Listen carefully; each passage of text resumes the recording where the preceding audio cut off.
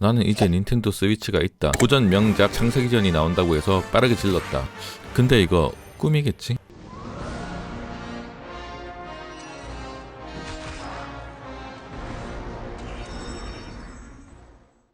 최근 닌텐도 스위치 2에 많은 유출이 있었다. 우선 성능 부분을 예측할 수 있는 T239 칩이 닌텐도 스위치 차세대 버전에 들어갈 것이 거의 확정적으로 보인다. 성능에 관한 얘기 전 디자인에 관한 얘기 간단히 하면 지금까지 밝혀진 건 전혀 없다. 다만 듀얼 스크린 같은 완전히 다른 디자인보다 기존 디자인에서 크게 안 벗어날 것이고 8인치 디스플레이라는 말이 유력하다. 여튼 성능으로 넘어가겠다. 각종 게임의 정보와 리뷰를 제공하는 공식력 있는 게임 정보 사이트인 디지털 파운드리에 따르면 엔비디아의 T239에 대해 모든 세부 정보가 유출되었다. 지난 21년에도 T239에 대한 유출은 있었지만 그때 당시는 8개의 코어 수 같은 대략적인 성능 개념만 가질 수 있었다. 그리고 엔비디아의 해킹 유출로 인해 DLSS라든지 약간의 정보를 더 얻을 수가 있었다. 하지만 이번 정보를 통해서 정말 닌텐도 스위치 2가 어느 정도 성능인지 더 명확하게 알 수 있어졌다. 우선 T239는 ARM V9 A78 CPU 8코어 1536개의 쿠다 코어를 갖춘 암페어 아키텍처 기반의 GPU이며 엔비디아 AI 텐서 코어스를 통한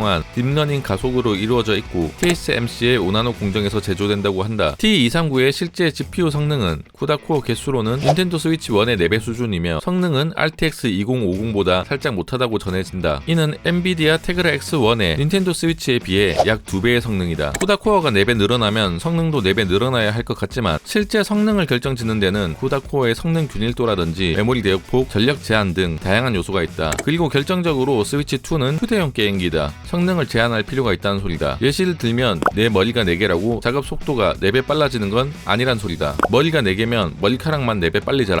다만 동모드에서는 얘기가 좀 다를 수도 있다. 이건 개인적인 예상인데 휴대용 상태에서는 DLSS를 사용하지 않은 HD 해상도, 동모드에서는 DLSS 3.1을 사용한 4K 60프레임 게이밍이 가능할 것으로 보인다. 휴대용 모드에서 기존의 HD 해상도가 좀 아쉽지 않냐라는 말에 슈퍼마리오 브랜드 매니저인 파커슨 윌리엄스의 발언에 따르면 스위치 2는 휴대용 콘솔로서 배터리 수명을 최우선으로 고려했습니다. 따라서 해상도 낮추는 것이 최선의 선택이라고 판단했습니다. 또한 스위치 2의 CPU와 GPU 성능이 크게 향상되었기 때문에 HD 해상도에서도 충분히 뛰어난 그래픽 경험을 할 수 있을 것으로 기대합니다. 그럼 휴대용 모드도 DLSS를 사용하여 해상도를 좀 늘릴 수 있지 않나 라고 생각할 수도 있겠지만 DLSS를 사용하면 텐서 코어도 같이 사용해야 하므로 배터리가 살살 녹을 것이다. 그래서 휴대용 모드에서는 DLSS를 사용하지 않을 것이다. CPU는 ARM V9 A78 CPU가 발표된 지는 3년이 된 CPU지만 그 이후 나온 후속작들이 실제적인 전성비 차이가 미비하므로 상당히 좋은 선택이라고 볼 수 있다. CPU 성능은 닌텐도 스위치 1이랑 비교한다면 약 20% 정도의 성능 향상이 있을 것이다. 그럼 다른 게임기랑 비교하면 어느 정도 성능일까? 요즘 많이 쓰는 스팀덱이랑 비교한다면 깡 성능은 약간 모자랄 것으로 예상된다. 하지만 게임의 최적화를 비교한다면 스팀덱과는 차원이 다를 것이므로 조금 더 훌륭한 그래픽으로 플레이 가능할 것으로 예상된다. 그리고 많은 분들이 궁금해하실 하이 호환 또한 가능할 것이 유력하다. 같은 기반의 CPU이기도 하고 스위치 1 게임 또한 많이 팔리고 있기 때문이다. 또한 다른 근거로는 닌텐도의 차세대 카트리지 포맷을 2020년 NX 포맷이 특허를 출원한 바가 있지만 아직 상용화되지 않았다는 점이다. 즉 차세대 카트리지를 개발 양산하는 데는 시간이 부족하기 때문이다. 여기서 잠깐 이런 자료 조사를 위해서는 많은 시간이 소요된다. 그리고 전문적인 용어를 상당히 제거하고 일반인들이 편하게 볼 수 있게 만드는 것은 또 다른 얘기다. 앞으로도 이런 영상을 계속 보고 싶다면 잠깐 멈춰서 구독을 눌러주면.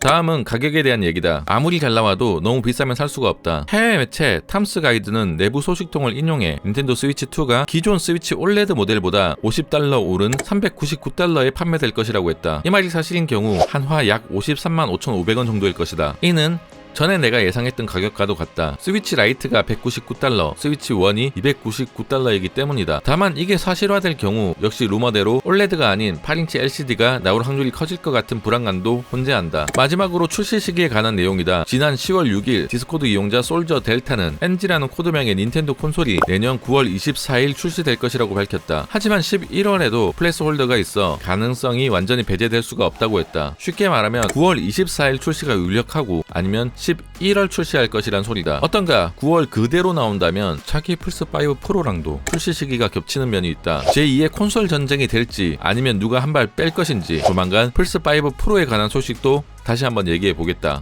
그럼 이만.